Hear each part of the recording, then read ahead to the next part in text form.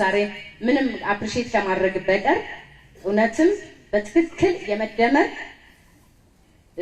ትሩፋት እውነትም ብልጽግና ትክክለኛ መንግስት አግኝተናል የሚለውን ወስድና እኛም እንደ ነዋሪ ጣትና ጥፍር በመሆን የብልጽግና ጉዟችንን እውን አድርገን እንቀጥላለን። አሰባችን እስትንፋሳችን ነው።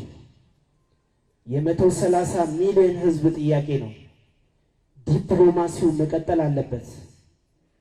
ዲፕሎማሲው ውጤት እንዲያመጣ የኛም ርብርብ ያስፈልጋል።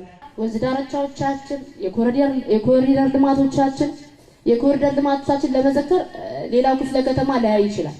እኛ ትላንትና ጥቅጥቅ የነበረውን ወረዳ 6 ስናይ ዛሬ ላይ እውነትም አዲስ አበባ ብለን የምንመሰክርበት ነው ማለት ነው። ሽሮ ሜዳን ብናይ ማታ እስቲ ወተን እንየው ያ ማታ ድንገት ሲሄድ እውነት እቺ የኛ ሰፈር ናት እላለሁ፣ እውነት እቺ ጉለሌ ናት እላለሁ።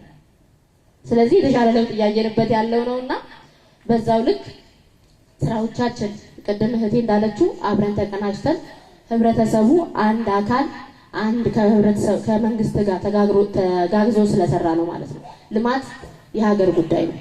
የጉባ ብስራቶች የሚለው ነገር ደግሞ ስንወስድ እነዚህ ብስራቶችን የሚሰሩ ስራዎች እንደ ነዋሪነታችን ግባቸው እንዲመቱ በትክክል ስራዎች እንዲውሉ እንደ ነዋሪነታችን በገንዘባችን በጉልበታችን የምንደግፍ መሆኑን እና እነዚህን ደግሞ ሲመጡ የቀጣይ ብልጽግናችን ልማታችን የሚያረጋግጡ እንደመሆን መጠን በሚገባ እንደምናግዝ እንደምንደግፍም እንደምናመሰግንም በጣም ለመግለጽ እወዳለሁ። ሁሉን መንግስት አይቻለሁ እንደዚህ ወርዶ በሚኒስትር ደረጃ በካቢኔ ደረጃ ያናገረኝ ማንም ይሄ ለመሸገድ ወይ ለምናምን አለ እኔ የውስጤ የሚቸግር በአሁኑ ሰዓት እኔ መንግስቴ እያደረገ ያለውን ነገር ከልቤ አስመስዬ ሳይሆን ወይ ከዚህ በዘግ ስወጣ ጨበጨብልኝ ወይ እንትን ሳይሆን መንግስቴ መሬት ላይ እየሰራ ያለውን ነገር ከልቤ ነው ደግፈው። በልማት ብርክስ ኢንፍራስትራክቸሩ ግብርና መር ኢኮኖሚ ኢንዱስትሪ መር ኢኮኖሚ የሚያደርጉ መሪዎች ናቸው። አጠገባችሁ እንቆማለን።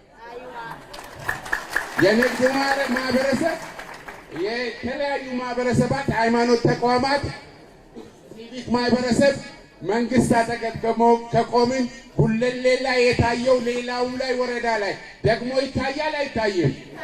ይሄ ጥያቄ ተወስዶልን ይከድ።